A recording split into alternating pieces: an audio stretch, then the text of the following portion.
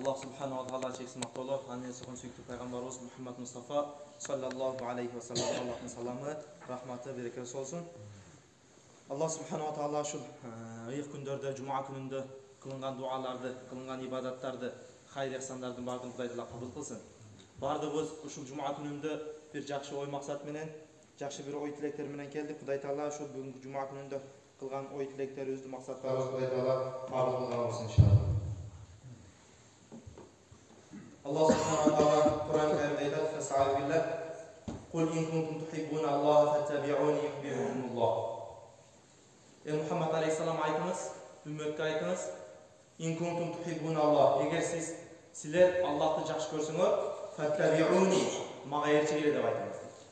Yuhibbukumullah. Eğer mağa erişseniz, oşonda sizlerdi Kuday Taala жақсы көрөт dep aytınız. Albatta bu ayet kalimede Kuday Taala düşündürüp atar. Bizdi Kuday Taala жақсы көрүп, biz Kuday Taala'nın en süyüklü bendesi boluşubuz üçün emne Peygamberimiz Aleyhisselam'a sünnetlerini toluk turda ergешүүбүз bizge mildet. Peygamberimiz Aleyhisselam bası ötken yollarını ergешүүбүz mildet.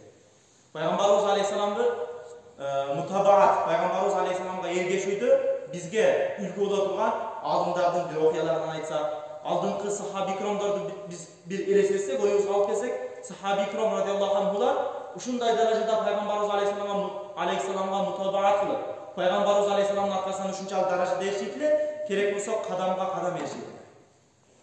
Hiç kanday bir hılaf, kıpınçalıkların hılaf iş kılgan emes. Peygamberimiz Aleyhisselam bir meseleni kılsa, oşol meseleni Peygamberimiz ötköndөн kийин akılak.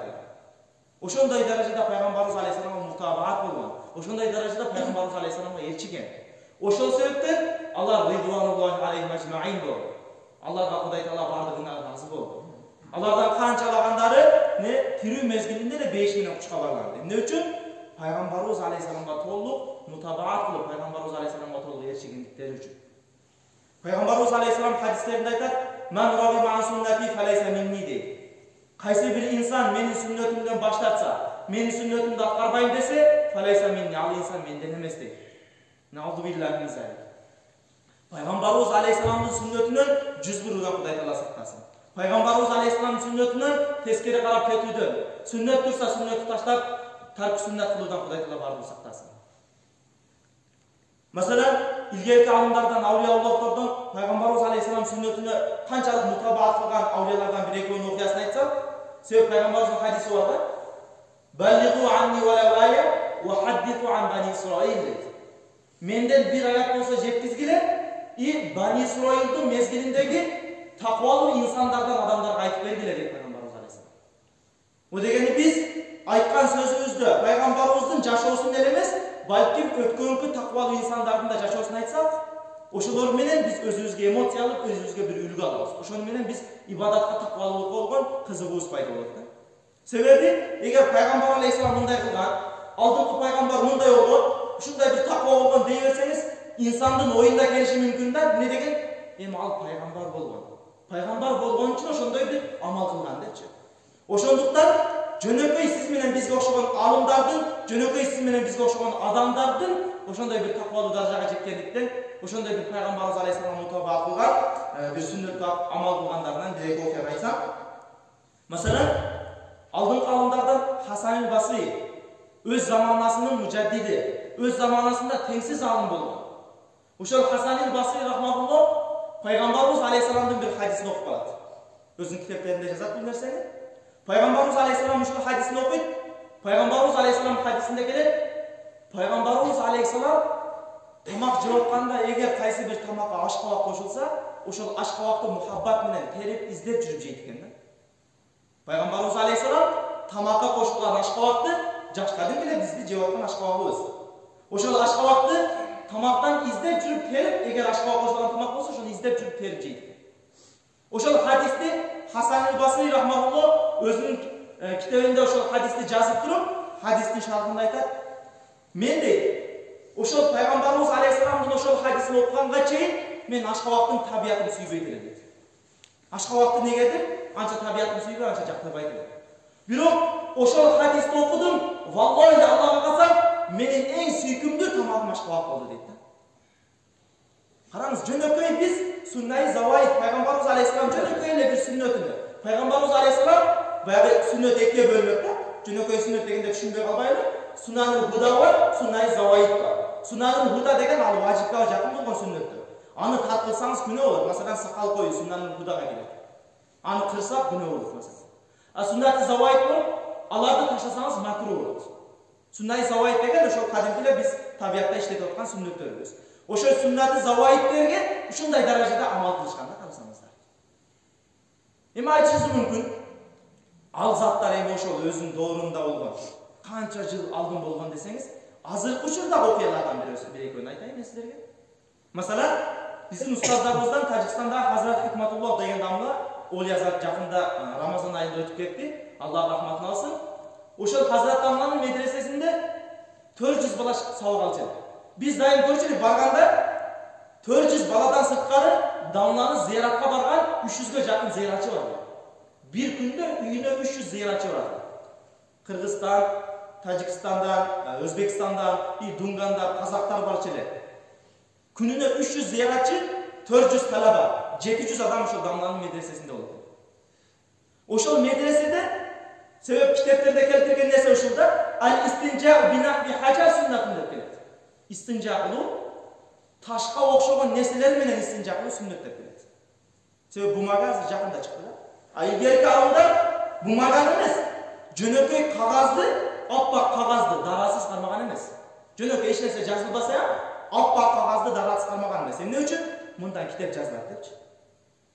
Анан ошол Хазрат Дамланын алдына ошол нерсени көрдүк. Ошол жерде бул кагаздан эмне кылат? Китеп жазылат. Кагазды илгерки адамдар урматтаган. Аны ажапканага иштетпейбиз.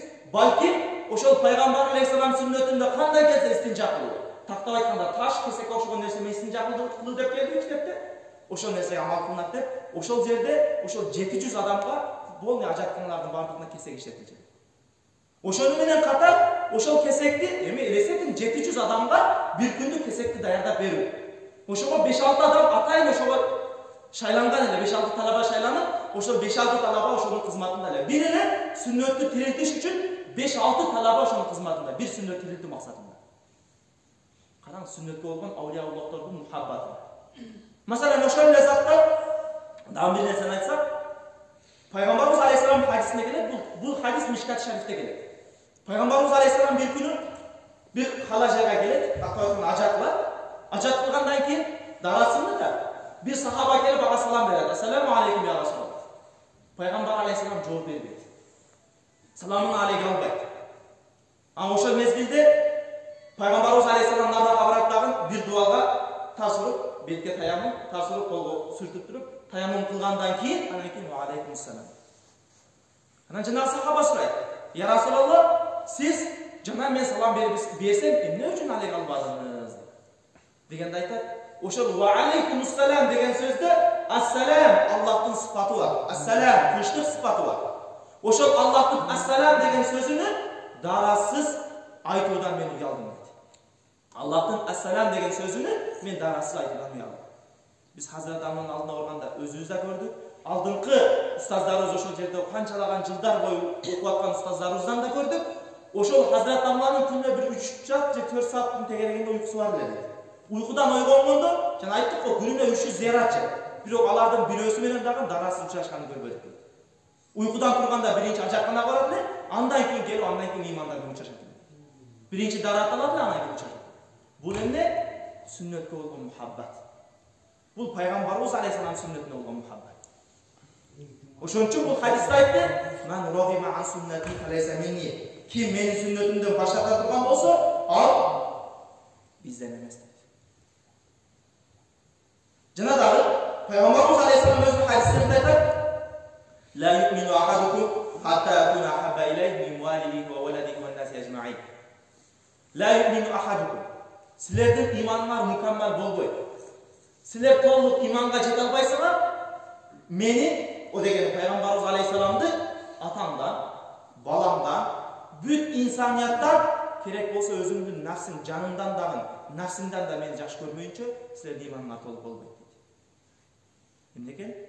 Бизге пайгамбарыбыз алейхиссаламды биринчи жактан мутабаат, ага ээрчүү важип болсо, экинчиден пайгамбарыбыз алейхиссаламды жакшы көрүүбүз биздин иманыбыздын мукаммал болушуна себеп. Masalan, bu tuuralı aytılgan hadisni görgөнсүз, bir күнү Umar radhiyallohu anhu Пайгамбарыбыз алейхиссалам экөө кетип бараткан учурда Пайгамбарыбыз алейхиссалам Умар радhiyallohu anhuдан сурайт. "Я Умар, мени канча жакшы көрөсүң?" дегенде, "Я Расулуллах, мен сизди бүт инсанияттан да жакшы көрөм." Пайгамбарыбыз алейхиссалам "Атаңдан да жакшы көрөсүңбү?" "Ооба, атаңдан да жакшы көрөм." "Балаңдан дагы мени катуураак жакшы көрөсүңбү?" "Ооба, баламдан да сизди катуураак жакшы көрөм." "Өзүңдүн нафсиңданчы?" dedi. "Өзүңдөн да мени жакшы көрөсүңбү?" dedi. Анда Умар радhiyallohu anhu чукпай жооп берген. Ошол мезгилде Пайгамбарыбыз алейхиссалам, "Я Умар, сен иманың толук эмес." Бир аз убакыттан кийин Умар радhiyallohu anhu кайрадан барат дагы, ойлонуп туруп кайра барып, "Я Расулуллах, Аллахы Аллага кылсам, мен сизди өзүмдүн нафсымдан да жакшы көрөм" dedi. "Өзүмдөн да катуураак жакшы көрөм." Ошол мезгилде Умар радhiyallohu anhu'нун баласы Абдуллах радhiyallohu anhu Умар радhiyallohu anhu'нун ошол сөзүн угуп, "Я атаке, сиз жана Пайгамбарыбызды өзүңүздөн да катуураак жакшы көрбөшүңүздү айттыңыз." Бир аз ойлонуп, кайрадан өзүңүздөн да катуураак жакшы көрөм дедиңиз. Бунун себеби эмне? Ошол мезгилде Умар радhiyallohu anhu айтат, "Мендек биз эгер Пайгамбар алейхиссалам көбөйгөндө, биз мал окшогон эле нерселик. Бир жахилияттын доорунда балдарыбызды, кыздарыбызды тирүүлөй көмгөн мезгилде, ошондой бир бузуклукта элек Пайгамбар алейхиссалам келди, анан биз диндүүлүк жолго түштүк. Пайгамбар алейхиссалам бизди чакырды, Пайгамбар алейхиссалам бизди исламга даават кылды. Ошонун себебинен биз исламга кирип, ошонун себебинен биз бейишке ылайыктуу сахабилар, ушундай бир сахаби радhiyallohu anhu деген наамга ошонун себебинен жетишти. Эгер Пайгамбар алейхиссалам болбогондо, эгер биз өзүбүзгө да пайда бере албайт элек. Ошол себептен мен Пайгамбарыбыз алейхиссаламды өзүмдүн жанымдан да катуу жакшы көрдүм. Эми өзүбүздүн бир жүрөгүбүздө карайлы да. Пайгамбарыбыз алейхиссаламга болгон мухаббат ошончолук даражада бар. Пайгамбарыбыз алейхиссаламга болгон мутабаат ошончолук даражада бар. Masalan, Бакара сүрөсүнүн 146-аятында Кудай Таала айтат: "Аллазина атайнахумул китаба я'рифунаху кама я'рифуна абнаахум." Биз китеп берген инсандар дейт. Ахли китептер кимдер? Кур'ан түшкөн алдыңкы ахли китептер бар. Таврот, Инжил, Забур, Муса алейхиссаламдын доору бар, Иса алейхиссаламдын үммөтү бар. Ошол ахли китеп. Кур'ан Пайгамбар алейхиссалам келиштен мурда башка коомго, Бани Исраилга түшкөн, яһудилерге Муса алейхиссалам түшкөн, мисалы Таврот түшкөн.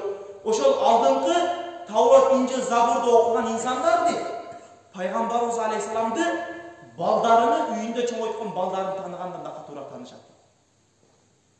Себеп ошол 3 китепте дең, алдыңкы 3 китепте дең Пайгамбарыбыз алейхиссалам сыфаттары келген. Алдыңкы китептерде ошол кыяматка жакын ушундай бир пайгамбар келет, рахматан лил аламин болуп келет. Ушундай бир пайгамбар келет деп Пайгамбарыбыз алейхиссалам сыфатыны алдыңкы Таврот, Инжил, Забурда да айтылган. Эми карап туралы. Эки яһуди, ошол Тавротты окуган эки яһуди Пайгамбарыбыз алейхиссаламдын төрөлгөндүгү тууралуу кабар алат. Канча жыл издешет. Bir 10 жылга жакын издейт. Пайгамбарыбыз алейхиссалам төрөлдү дегенди билишип, себеп анын бир белгилери бар. Пайгамбар алейхиссалам төрөлгөндө мындай болот эле деген белгилер менен Пайгамбар алейхиссалам төрөлгөндөн кийин 10 жылча пайгамбарыбызды издешет. Анан bir күнү жанагы эки яһуди bir кум жерде, асфальт жок анан, кум жерде кетип атканда, bir 10-15 баланы узагыракта уюп атканын көрөт. Bir 10-15 бала ошол басып кетип аткан изден басып кеткенин көрөт. Анан кетип атып туруп эки яһудинин бирөөсү токто дейт, мына изден, мына изден. Экинчиси айтат, "Не деп атасың, бул кимдин изи, эмне деп атасың" дебейт. Экинчиси точно ошол издейт. Ол кимдин изи эле? Ал Пайгамбарыбыз алейхиссалам изи. Bir жолудан Пайгамбар алейхиссаламды көрбөгөн эки яһуди Пайгамбарга болгон мухаббатын себебинен Пайгамбар алейхиссалам 10 жашында жүргөн мезгилде 15 адамдын изинин арасынан Пайгамбар алейхиссалам изин таап алды. Ал мухаббаттан башка нерсе эмес. Кана биз жүрөгүбүзгө карайлы, жүрөгүбүзгө. Ошондой таризде мухаббат Пайгамбар алейхиссаламга бар. Пайгамбар алейхиссаламга ошондой таризде мухаббат кылып атабыз. Масалан айтсак, алдыңкы Пайгамбарыбыз алейхиссаламдан алдын, mesela İsa aleyhisselam, anın aldı Musa aleyhisselam çıktı. İsa aleyhisselamdan da aldınraktagı Musa aleyhisselam ümmetinin bir tabi degen padişah oldu. Bu bayağı azırkı biz Madina-i Munawwara Peygamberimiz aleyhisselam yaşagan jeri biliriz. Madina-i Munawwara dep ataludan murda Yasrib dep atalıngan, Yasrib. Oşol Yasrib'de Ясрибти жана Ясриптен башка канча мамлекеттерди башкарып турган bir Таби деген bir падыша болгон. Таби деген bir падыша болгон. Ал падышанын bir баласыны ошол Ясриптеги адамдар кээ бир себептер менен кичинекей баласын өлтүрүп коюшат. Анан жанагы Ясриб ачууланат. Таби ачууланат дагы мен ошол Ясрибке токтоп айтканда Мадина Мунавварадагы бардык 7 жаштан 70 жашка чейинки бүт бардык адамдарды өлтүрөм, менин баламы өлтүргөн үчүн деп аскер тартып Мадина Мунавварага Ясрибке келип аткан учурда жолдо эките өзүнүн ошол Яхуди диндеги өзүнүн молдолорунун экөөнө жолугуп калат. Жолдо жолугуп калып, жанагы молдолор сурайт: Таби сен кайерге кетип атасың десе, ошол Ясрибке кетип атат. Тактап айтканда Мадина Мунавварага кетип атат. Анан эмне үчүн десе, ушундай сен уктуң укпадыңбы билбейм, менин кичинекей балам ошол Ясрибтеги адамдар менин кичинекей баламды өлтүрүп коюшту. Мен ошолордун 7 жаштан 70 жашка чейинки бүт бардыгын кырып жок кылам. Анан жанагы эки молдасы айтат: сен билбейсиңби дейт. Тауротто окуган эмессиңби? Тауротто ушундай кыяматка жакын бир пайгамбар келет, анын аты Мухаммад алейхиссалам болот. Ал пайгамбар алейхиссалам. Ошол Маккадан куулуп Мадина Мунавварага ошол Ясрибке келип жайгашып, Ясрибтеги инсандар пайгамбар алейхиссаламга жардам берет, ансор болушат. Пайгамбар алейхиссалам динди өркүндөткөн, динди өстүргөн жер ошол Мадина болот, ошол Ясриб болот. Сен эгер барып олорду өлтүргөн болсоң, ошол кыяматка жакын чыга турган пайгамбарды каргышынан калып кетиштен коркпойсуңбу дейт. Ошондо баягы Таби айтат: сен жакшы айтып койдуң а. Пайгамбар себеп Тауроттун пайгамбар алейхиссалам сыфаттарын да көрсөтөт. Сыфаттарын ушундай деп кулк мүнөздөрүн да көрсөтөт. Көрсөткөн мезгилде жакшы айттыңар, силерге Аллах разы болсун дейт дагы. Ал Таби жанагы Мадина Мунавварага Ясрибке келип, Ясриб элин өлтүрбөстөн балким бүт бардыгына ихсан кылат. Бүт бардыгына кой, эчки, мал, бүт бардык нерселерди союп, төлөрдү союп, ихсан берип, элдерди топтоп туруп, бирок бир шартым бар дейт. Ушулардын бардыгы силерге, ушул алтындардын бардыгы силерге, бирок бир шартым бар. Эмне шарт десе? Мен азыр бир кагазга бир кат жазып берем. Силерден кыяматка жакын силерден бир пайгамбар чыгат экен. Ушул катымды пайгамбар алейхиссаламга берип койгула, ошол пайгамбарга. Кимдердин жашыңар жетсе, ошол пайгамбарга менин катым берип койгула.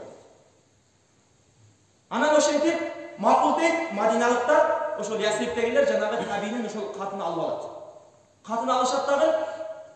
Андан кийин канча жылдар өтөт, андан кийин ол Иса алейхиссалам да төрөлүп элек мезгил ал. Андан кийин пайгамбарыбыз алейхиссалам төрөлүп, пайгамбар алейхиссалам пайгамбар болуп, Маккадан кулуп Мадинага келип аткан мезгилде кимдин үйүнө түшөт? Биринчи жашаган үй кимдин үйү? Абу Айюбил Ансари радиаллаху анху. Абу Айюбил Ансари радиаллаху анхунун үйүндө 7 ай квартирада турат пайгамбар алейхиссалам, 7 ай. Ошол Абу Айюбил Ансари радиаллаху анхунун үйүнө келгенде, жанагы 1000 жыл мурда берилген кат Абу Айюб Ансаринин үйүндө экен. Ошолса жанагы сандыгынан катын алат дагы биздин аталарыбыздан, биздин бабаларыбыздан болгон ушундай бир Таби деген падыша өткөн экен. Ошол Таби деген падыша ушундай Мадина Мунавварага, ошол Ясрибке ушундай бир немелерди берген экен. Ихсандарды берген экен. Бирок ушул катты аманат кылып тапшырган экен. Ушул катты сизге берип кой деген экен. Ошол аманатты тапшырып койгон дейт. Анан ошол мезгилде пайгамбарыбыз алейхиссалам баягы катты окуса, баягы катта өзүнүн ошол доордо саламдашуу менен саламдашат дагы. Саламдашкандан кийин: "Я Расулаллах, мен ушундай иштерди кылдым. Мен баламды ушул Ясриб эли менин баламды өлтүрдү. Бирок сиздин урматыңызга, сизге болгон мухаббатым себептен аны да кечтим. Анын өч алуусун да кечтим. Мен сиздин сыпаттарыңызды Тавроттон окудум. Мен сизди хак пайгамбар экендигиңизге ыйман келтирдим. Ашхаду ан ла илаха иллаллах ва ашхаду анна Мухаммадан абдуху ва расулух" деп ыйман келтирет. Пайгамбар алейхиссалам дароо ордунан турат дагы: "Макбул я Таби, макбул" дейт. "Сенин ыйманың кабыл я Таби" дейт. Таби, сенин ыйманың кабыл дейт. Караңыз, пайгамбарыбыз алейхиссаламга болгон мухаббат кандай? 1000 жыл. Ошол тарих уламалар айтат, ошол Ясриб кат жазгандан баштап пайгамбарыбыз алейхиссаламдын каты, ошол кат пайгамбар алейхиссалам колуна тийгенге чейин 1050 жыл болупту. 1050 жыл мурда пайгамбар алейхиссалам сыфаттарын көрүп, пайгамбарга ыйман келтириптир. 1050 жыл мурда пайгамбарыбыз алейхиссаламга ошондой мухаббат коюптур. 1050 жыл мурда пайгамбарыбызга болгон мухаббат себебинен баласынын өч алуусунан кечиптир. Баласын өлтүргөн адамдардан кечиптир, алардан өч албайт. Караңыз, мухаббат. Қараңыз, ал заттардың пайғамбар болу мұхаббатын қараңыз. Эми биз өзүбүздүн жүрөгүбүзгө бир карайлы. Ошондой таризде, ошондой бир мұхаббат биздин жүрөгүбүздө жайгаштыбы? Ошондой бир мұхаббатыбыз барбы?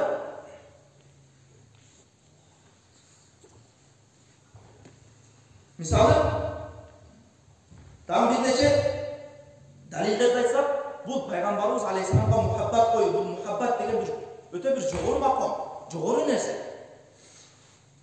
Masalan, Musa aleyhisselam'da aytsak, Musa aleyhisselam'dı biliriz.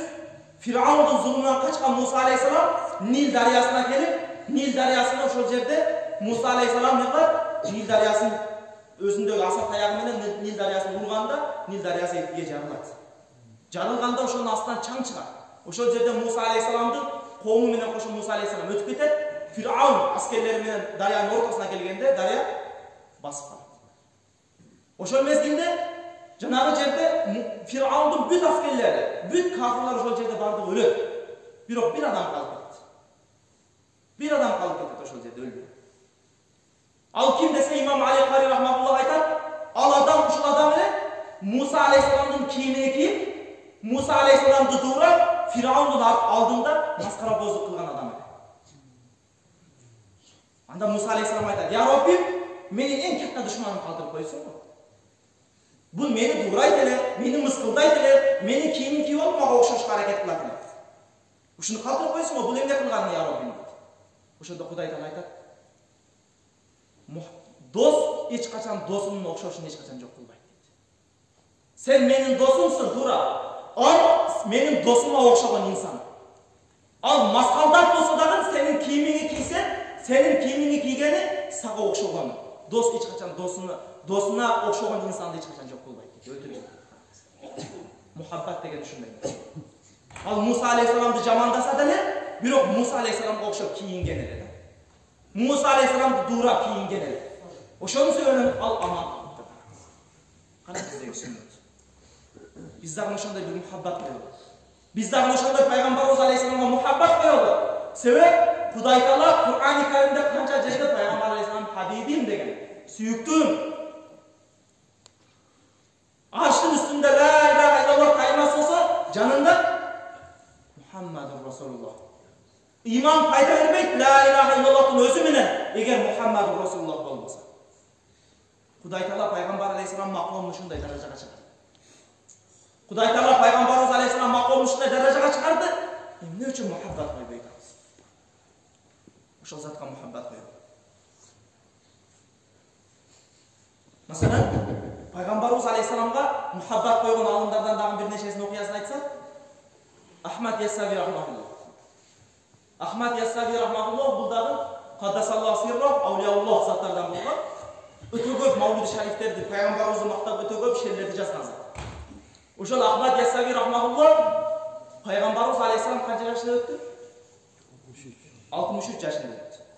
Peygamberimiz Aleyhisselam 63 yaşından keyin жердин üstünde жашабады деп 63 yaşka çıkkandan keyin жердин астына kazıp girip, ünkör kılıp kazıp girip жердин астында жашады. Qarаңыз ilgerilerden Peygamberimiz olan muhabbati. İmam Şafii Rahmatullah aytar, eğer Peygamber'e olan muhabbat cindilik olsa, anda men cindi dep ayta bereli deydi. Eğer Peygamber'e olan muhabbatı cindi dep atasalar, anda men cindi dep ata bereli deydi. Sebep muhabbat koyganda şunday bir muhabbat koygan Peygamberimizge, anı körgen adam cindi bolup kalıptır degen keche barganda. Oşonday tarizde Peygamberimizni jakşı körüşkөн. Elesetiңiz tiriw жүргөн insan 63 yaşından keyin жердин астына кирип, andan keyin жердин üstüne çıkan emas. Oşol жердин астына өткөн. Жердин астында жашаган, ошол жерде жашап, ошол жерде өткөн. Ошол жерде канчалаган Peygamberimizni мактап шерлерди жазган.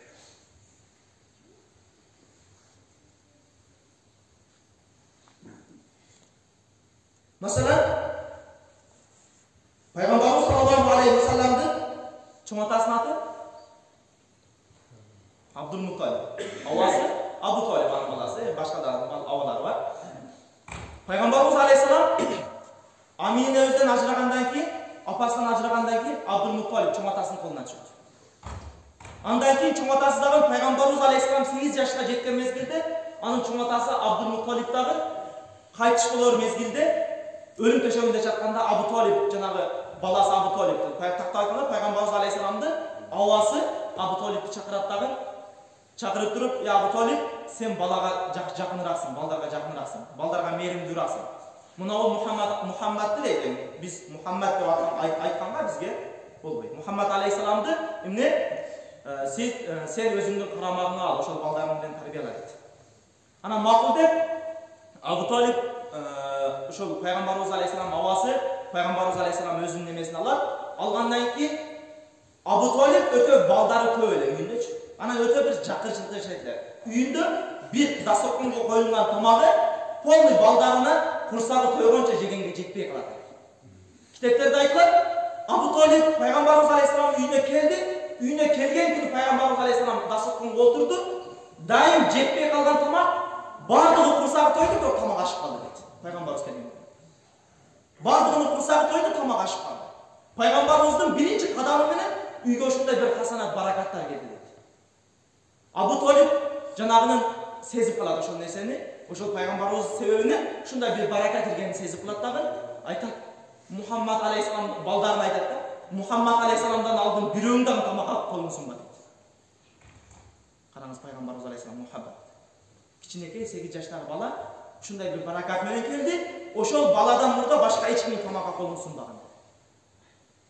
Бир күнү ошол Абу Талиб өзүнүн аялына айтат да, жубайына айтат. Мен дейт дайым көрөт элем Абдул-Муталиб, чоң атаң Абдул-Муталиб дайым Мухаммадты көрбөй калса, Мухаммад алейхисаламды көрбөй калса жин болуп калчу деп билесизби дейт. Şu biraz көрбөй калса Мухаммад алып келгиле, Мухаммад алып келгиле дейт эле. Качан Мухаммад алейхисалам келгенде, андан кийин өзүнө келет эле, болсом жин болуп калайын дейт эле дейт. Мен ошону атам жин болуп калды деп жүрдүм эле, бирок мен дагы ошол орунга болуп калдым дейт. Мухаммад алейхисаламды көрбөй калсам жин болуп кала турган даражага жетип калдым дейт. Ошол мезгилде аял айтат да, сен ондой дейсиң, мен ойлойм дейт, ушул Мухаммад алейхисаламды апас менен катуу жакшы көргөн бекен деп ойлойм дейт. Караңыз, пайгамбарыбыз алейхисаламга, пайгамбарыбыз алейхисалам пайгамбар болуштан мурда эле жаш балалыгында, жаштыгында канчалык мухаббат коюшту. Канчалык мухаббат менен жүрүшкөн.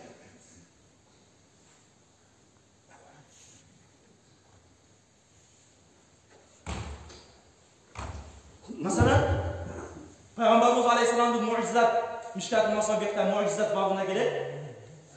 Peygamberimiz Aleyhisselam'ın tösü var. Tösünün adı Kosva deyip koydular. Kosva adlı tösü var. Peygamberimiz Aleyhisselam ötkönden keyin janağı tö Peygamberimizni жақсы көргөндүгү себебинен тамак жебей койду. Peygamberimiz Aleyhisselam ötkөндөн keyin тамак жебей койду ошол. Жандыктардын пайгамбар болгон мухаббатын караңыз. Masalan bir günü başka bir hadisinde kelет, bir gün meçit içinde şurada bir üstünde okşayan kurma darağı var. Kesilingen kurma darağı var. Peygamberimiz Aleyhisselam oşol kurma darağa söylenip elderge vaaz nasihat kılçı. Oşol kurma darağa söylenip Peygamber Aleyhisselam elderge vaaz nasihat kılçı. Anan bir günü sahabiler elder köyüp ketdi, musulmanlar köygöndü. Jerde turup süйлөсө, musulmanlarga толук үнү кылбай турган болуп калды. Anan sahabilerden birisi ne kıldı? Peygamberimiz Aleyhisselam'a bir minbar jasatıp geldi. Minbar jasatıp geldi. Oşo minbarga çıkıp birinci cumada, birinci jolu çıktı minbarga çıkıp, birinci jolu çıkıp Allah'a maktub Peygamberimiz Aleyhisselam'a salavat aytıp, oşo minbarda elderge vaaz nasihat etti. Başta biraz vaaz nasihat aytkandan keyin sahabi radıyallahu anh bunlar aytadi. Bir ün uğuvatabız deydi. Bir ün kulağımızga деген ün çıkıp deydi. Al ündün doğuşu şunday ele balasını jogoткон төбөгө окшош эле дейт. Төө баласын жоготкондо кандай кайгырып ыйласа, ошондой таризде ыйлаган ийдин бир үнү чыгып атты. Сахабилер бири-бирине карап калышты, каяктан чыгып атат үн. Анан карасак дейт, жаныбызда мындай устун болгон, кыркып алынган тамыры да жок. Жөн эле устун. Ошол курма дарагынын жанагы устунунан чыгып атат эле баягы дейт. Үн дейт. Анан Пайгамбарыбыз Алейхиссалам баягы даракка барды дагы, баягы даракты бекем кысып туруп, ошол жерде баягы даракты соропту. Ошон менен баягы дарак сороду. Эми башка бир шарттарында келет экен бул нерсени. Жанагы даракка ушинтип сороткон дейт Пайгамбарыбыз Алейхиссалам, алымдардын сөздөр экен. Үнүңдү токтоткун, үнүңдү токтот ки эрте кыяматта мен менен бирге болосуң дептир. Ошол убаданы бериптир, ошол убаданы алгандан кийин жанагылар токтогон. Ыйыңды токтот, ошонун себебинен, ошонун баракатынан кыяматта бейиште мен менен бирге болосуң деп. Анан баягыдараак ошол менен токтоду дейт. Пайгамбарыбыз алейхиссалам андан кийин ушул хадисте айтат. Лаулал ахтабинху лахана иля яумил кыям. Эгер мен баягы даракты сорот болгонумда, баягы дарактын үнүн токтотуп сорот болгонумда, ал кыяматка чейин илайт деп. Эмне үчүн илады? Дайым пайгамбарыбыз алейхиссалам ага сүйөнүп турат эле. Минбар жасатып койду. Минбарга келди, ага сүйөнбөй калды. Пайгамбарыбыздан ажырап калгандыгы үчүн илады. Бир курматар. Тирүүлөр адамдар эле эмес, балким жандыктар ошондой бир жимаат нерселерди алып, пайгамбарыбыз алейхиссалам болгон мухаббатын караңыз. Рахматал лил аламин зат болгон мухаббатын караңыз. Себеби бул зат ушундай бир зат, анын денесине тийген нерсе тозоготу менен бирикпей турган зат. Буга бир мисал айтсам, маселен, пайгамбарыбыз алейхиссаламдын бир мандил, платочкасы бар. Чачыгы бар, кичинекей чачыгы. Ал чачыкты пайгамбарыбыз алейхиссалам ар дайым иштетчү эле. Пайгамбарыбыз алейхиссалам өткөндөн кийин сахабилердин колуна өттү ал чачыкчы. Сахабилердин колуна өттү. Сахаби радиаллаху анху мындай жанагы чачыкты иштетип, чачык кир болгондо аны суу менен жуубастан тандырга отко бир салат эле. Кирлер түшөт, чачык күйбөйт, кайра алат. Пайгамбарыбыздан калган чачыкты кирлеген мезгилде тандырга салат, кирлер күйүп түшүп калат, бирок чачык күйбөйт. Таң калгандар сурады да, бул кандай мужиза, кандай карамат? Ошол мезгилде сахабилер айтышат, пайгамбар алейхиссалам денесине тийген нерсе тозокотко күйбөйт. Себеби ал чачык пайгамбарыбызга тийген да, а жанагы кирлерчи пайгамбарыбызга тийбеген үчүн алар күйүп жок болот эле, бирок чачык күйбөйт эле. Бул зат ушундай бир зат болгон. Лаулак ма халактул афлак. Эгер сиз болбогонуңузда мен асманды жерди жаратмак эмесмин деп Кудай айтат. Асман жерди сиз менен биздин барлыгыбызга себеп болгон ошол зат. Керек болсо, Адам алейхиссаламдын дуасы пайгамбар алейхиссаламды ортомчу коюп дуа кылганы менен кабыл болгон. Хадис бар. Хадистерде келет, Адам алейхиссалам бейиште жебе деген дарактын окшошуну бир мисалын жеп коюп, шайтан адаштырып, аздырып, андан кийин бул жашоого түшүп, канча тобо кылат, тобосу кабыл болду. Анан Адам алейхиссалам ошо рубиятада келет 300 жылдын тегерегинде сажда кылбаган жери койт дейт Кудайга. Дуа кылат, дуасы кабыл болбойт. Тобо кылат, тобосу кабыл болбойт. Анан бир күнү Адам алейхиссалам туруп, "Я Раббим, ушул кыяматка жакын келе турган бир Мухаммад деген сүйүктүү бендең бар экен.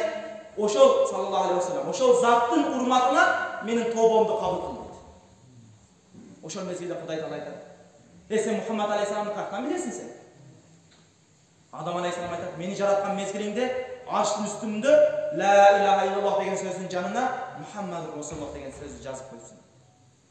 Мен билдим, өзүңдүн атыңдын жанына ал заттын атын койдуңбу? Ал заттын урматы бүт махлукаттардан бийик экенин мен билдим" дейт. Ошол заттын урматына мен дуамды кабыл кыл дейт. Адам алейхиссаламдын дуасы пайгамбар алейхиссаламды ортомчу койгондон кийин кабыл болот. Бул зат ушундай зат.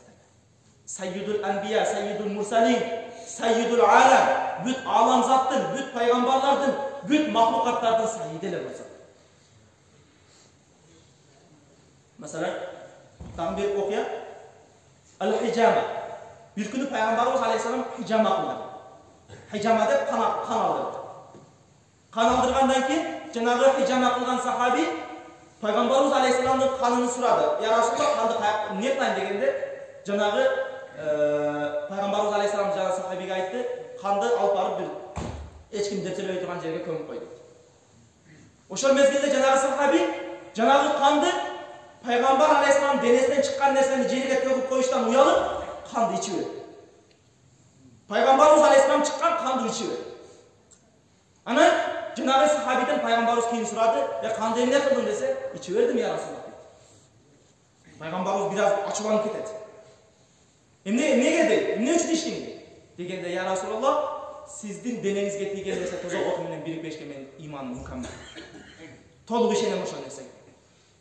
Sizdin denenizden çıkan nersени жерге төгүп коюштан уялдым, балким ошол нерсени ошол себептен ичип бердим." Ошол мезгилде Пайгамбар алейхиссалам айтат, "Сен өзүңдүн денеңди тозоктон сактап калсың." Караңыз. Бул Пайгамбар алейхиссалам. Рахматал лил аламин заты эле бул. Жанадагы уақыт қанша?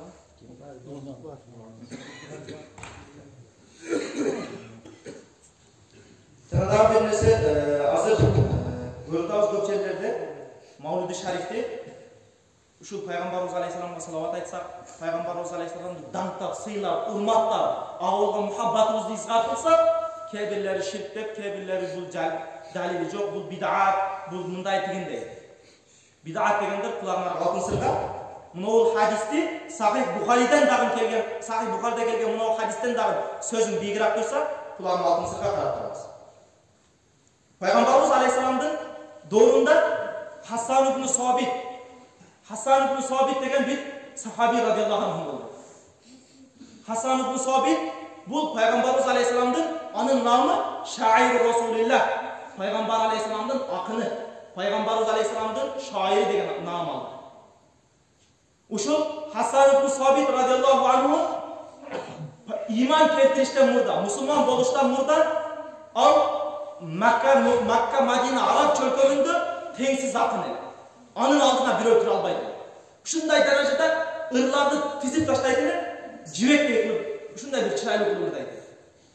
Ana Makka müşrikleri bardığı toptolduдағы altındardı toptop, akçalardı toptop, altındardı jana Hasan ibn Sabit jana akınga, berdi dağın etegin tolturup altınga tolturup turup, uşul paygambarmın деп atkan Peygamber aleyhisselam ötüp baratkan jolga koydu dağı, uşul kelip atkan mezgilde anı jamanda burdaysın. Al Hasan ibn Sabit makul dedi. Makul dedi. Oşenti oturup Cenab-ı Peygamber aleyhisselam ötüp baratkan jolga keldi. Oşol Peygamberimiz aleyhisselam bu saatten kelip atkanını körgöndü. Bunu o şehirde aytkandan, bunu o şehirde okuyayım.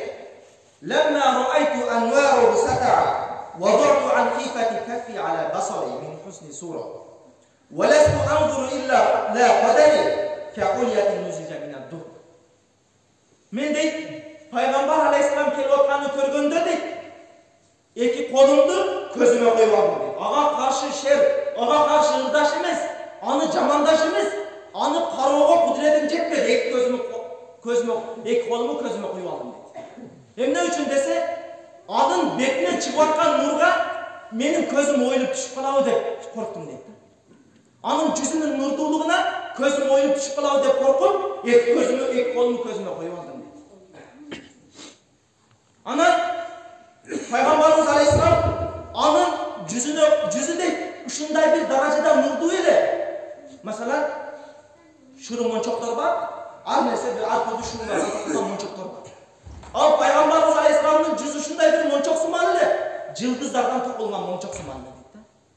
Cıldızlardan monçok tokulsa kanday çıraylı olsa, Peygamber'in yüzü şunday derecede çıraylı olur. Peygamber aleyhisselam ошол mezgilde janagı жерден ötüp кетет, ал шер айтышмас, анын жүзүнө карашка кудрети жетпейт. Андан кийин бүт бардык алтында дыргыдактагы ашхаду ан ла илаха иллаллах ва ашхаду анна мухаммадан абдуху ва расулух көбөлүп берет, иман келтирет. Ошону менен мусулман болуп, качан Макка мушриктери Peygamber aleyhisselamды жамандап бир шер айтса, бир ырдаса, ошол Хасан ибн Sabit Peygamberimiz тараптан туруп Макка мушриктерине ответ берип турган. Алардын жообун айтып турган. Şer menin Peygamberimizi korgap turgan.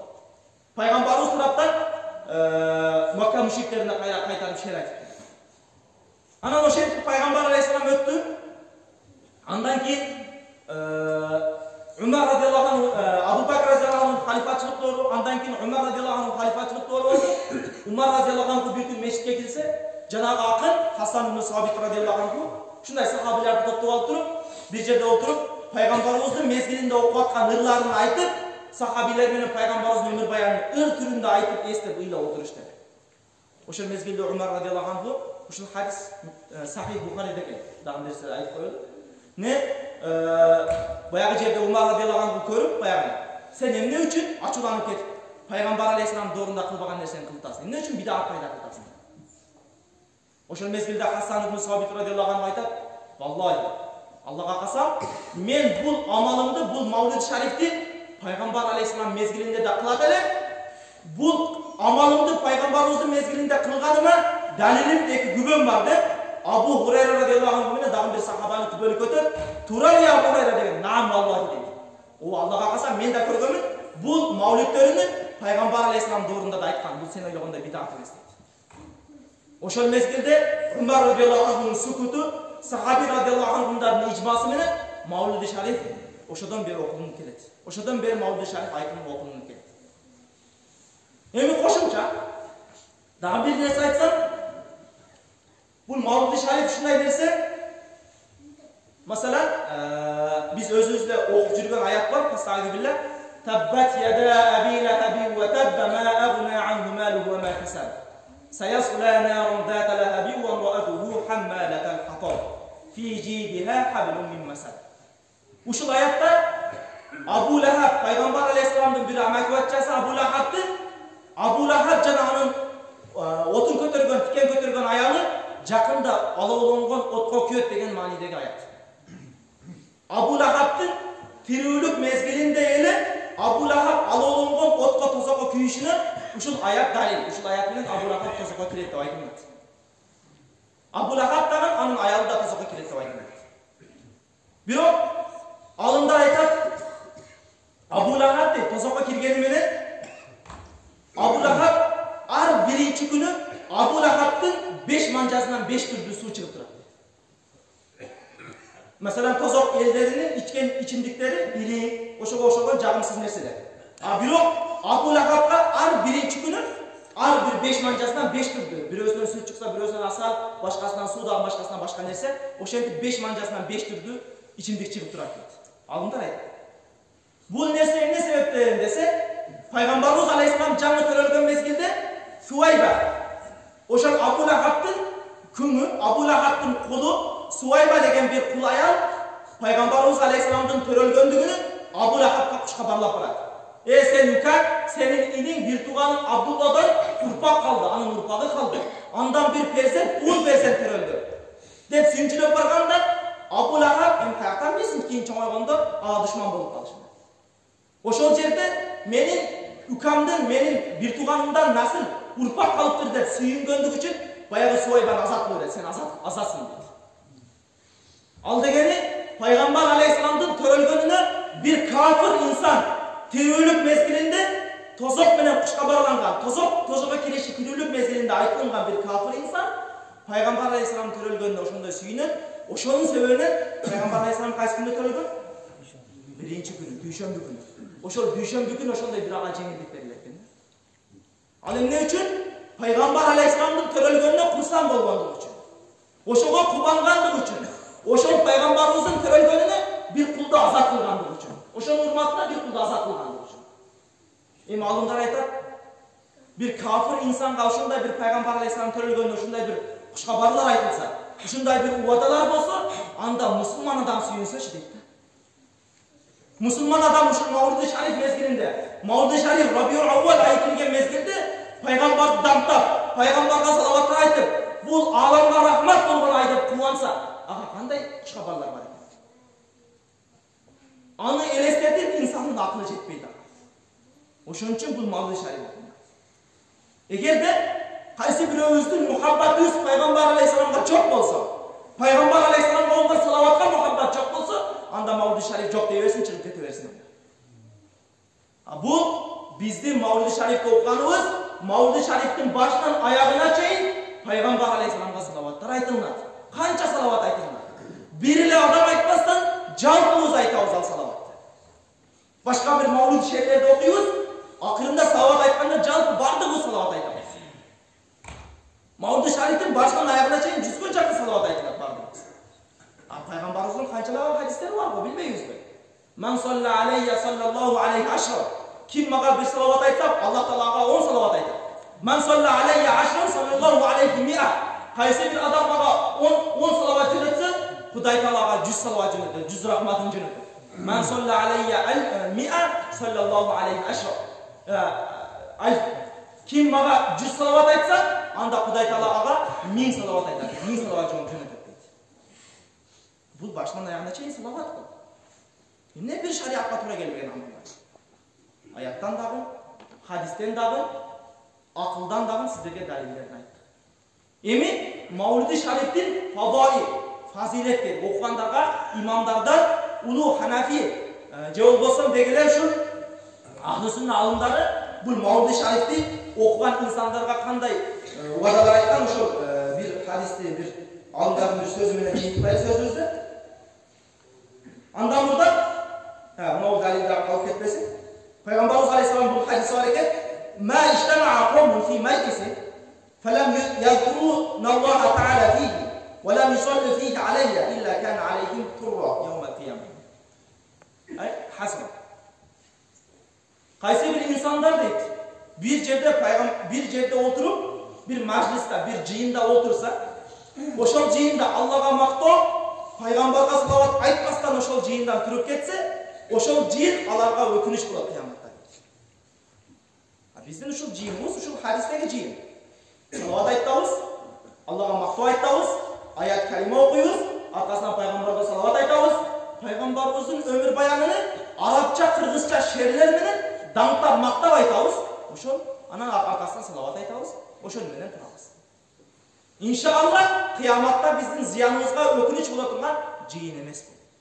Балки ушул хадисте айтылган пайдалуу Аллага мактоо айтып, пайгамбарга салават айтылган турган жыйын.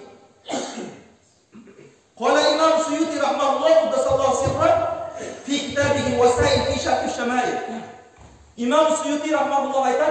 İmam Suyuti öz zamanasının mücaddidi oldu. Öz zamanasında şunday bir dengelde çok alım oldu. İmam Suyuti rahmetullah 1000'ge jakın kitaplar var. 1000'ge jakın. Oşunday bir darajada olup alım oldu. Avliya zat bolgan qaddasallahu sirra. Oşa İmam Suyuti rahmetullah Şamail degan kitapning sharhida Al-Wasail degan kitobida aytadi. Ma min baytin aw masjidin aw mahallatin quri'a fihi mawlidun nabiy sallallahu alayhi wa sallam illa haqqatil malaika zalika al-bayt aw al-masjid aw al-mahalla wa sallatil malaika ala ahli zalika al-makan wa ammahumullah bir-rahma wa ridwan. İmam Suyuti rahmetullah aytadi, qaysi bir uyda, qaysi bir mechitde, qaysi bir jerde, qaysi bir mahalla, ayılda, qishloqda Peygamberimiz Aleyhisselam'ın Mavlid-i Şerifi okunsa, Peygamberimizga inşallah mana şu meçitte Peygamberimizin Mavlidini okuyuyoruz inşallah. Qaysi bir yerde Peygamberimiz Aleyhisselam'ın Mavlid-i Şerifi okunatılgan bolsa, oşol yerde perişteler olurlar. Oşol yerde perişteler olurlar. Vasallat aleyh ahli zalikel makan. Oşol yerdeki bütün bardık insanların akısına perişteler istiğfar aytıp duradi. Ya Rabbi, falanchi benden oşol yerde Mavlid-i Şerif'te, oşol yerde Mavlid-i Şerif okuyum deb oturadi. Peygamberga salavat aytam deb oturadi. Oşonun kun özünü keçirtip perişteler har birini atынан Peygamberimiz Kudaydan kechirim surap dua qilib turadi. Dağın bir hadis var. Qaysi bir insan deydi. Peygamberimiz Aleyhisselam özü aytadi. Qaysi bir insan maga bir salavat aytsa, Allah subhanahu wa ta'ala menin ruhumdu deneme qaytarat, menin canımdı deneme qaytarat dagı, men qayra al insanga salamına jawab aytaman. Maga aytgan salavatına jawab aytaman. Başka bir rivayatta, başka bir hadiste Peygamberimiz sallallahu aleyhi ve sellem aytadi, Xuday taala menin kabırımdın aldına bir perişte koyup koygun, al büt bardık mahlukatlardı. Jada kalsa жердин астындагы gıbıragan kumurskanın da ününü uğup turatılgan perişte olur. Bardık insan yaptığın ününü uğup turat. Qaysi bir bende maga bir salavat joldoso, anın özünün atasının atını koşup maga anı jetkizip turat bayan perişte deydi. Neden? Siz salavat aytsanız, ya Resulallah, falançanın balası tükünçü sizge bir salavat joldadı der. Sizin atınız, atanızın da atı Peygamber Aleyhisselam aldığında zikir kılıp turat. Sizde bir salavat aytkanlığınız sebebi. Kendinizde. Erte kıyamatta biz Peygamber Aleyhisselam şefaatine kança muhtaçız. Biliyoruz bu şu hadiste. Peygamberimiz Aleyhisselam aytadi, kıyamatga barganda insan yaptıran surak savol bolboyt. Surak savol bolboyt turgan mezgilde büt bardık insanlar uşunda kıynalıp ketedi. Tezirek surak savol başlansın dep kıynalıp ketedi. Oşol mezgilde adamlar büt bardık Adam Aleyhisselam'a var. Ya Adam, bizge Kuday Taala'dan surap ber, bizge şefaat mümkünçülüğünü al. Surak savolumuzdu jеңилирээк кылышына Kudaydan dua kılıp surap berdi. Adam Aleyhisselam aytadi, "Jo'q, mening qudretim жетпейт." Keyin Nuh Aleyhisselam, keyin İsa Aleyhisselam, keyin Musa Aleyhisselam aytar oşetip bir-birden peygamberlarga barıp oturup, akırı büt bardık insaniyat Muhammed Aleyhisselam aldına geldi. Ya Resulallah, Allah Taala'dan surap beriniz, dua kılınız, bizge şefaat mümkünçülüğünü alıp beriniz dedi. Oşol mezgilde ana bir halikte men uşuga layıkmın deydi. Пайғамбарымыз алейхиссалам Құдай Тағаланың huzuruna барып сажда қылып, ошол мезгилде шафаат мүмкүнчүлүгүн алат. Ошол мезгилде Пайғамбарымыз алейхиссалам шафаатына өтө муктажбыз. Ал мезгилде Пайғамбар алейхиссалам сиз менен бизди тааныш үчүн азыр көбүрөөк салават жолдойт. Азыр көбүрөөк салават жолдойлу, сиздин атаңыздын аты Пайғамбарыбыздын кулагына, Пайғамбарыбыздын кабырына көбүрөөк жетип турсун. Көбүрөөк барып турсун. Эрте кыяматта сиз мен паранчымын, сизге көп салават жолдойт элем дегенде, мен сенин салаватың уккан эмесмин дегенде да болот. Наузу билла, эрте кыяматта мен сенин атыңды бул жашада жүргөндө уккан эмесмин десең де дейбиз. А эгер канча көп пайгамбарыбызга салават айтсак, биздин атабыздын да аты пайгамбарыбыз алейхиссалам алдына жетип турат. Көбүрөөк жеткизейли, эрте кыяматта бизди атыбызды айтышыбыз менен таанып алсын пайгамбар алейхиссалам. Ушундай даражада ыхлас менен чын жүрөктөн салаваттарды айталы. Ошол пайгамбар алейхиссаламдын кабырда турган периште өзү таанып калсын, ушундай ыхласыбызды көрүп. Ошондой бир мухаббатыбызды көрүп өздөрү таанып калсын. Азыр иншалла Куран маулид окугандардан алдап отурмузбу? Кандайга? Жакында окуп алабыз. Маулид шарифти окуп, маулид шарифтен кийин иншалла жуманы баштайбыз. Aqulu qawli hada wa astaghfirullah li wa lakum. Subhan rabbika rabbil izzati amma yasifun. Wa salamun ala mursalin walhamdulillahi rabbil alamin. Amin. اللهم إنا نسألك علما نافعا وحفظا كاملا ورزقا شافيا وقلبا زاكيا وتوفيقا ناصرا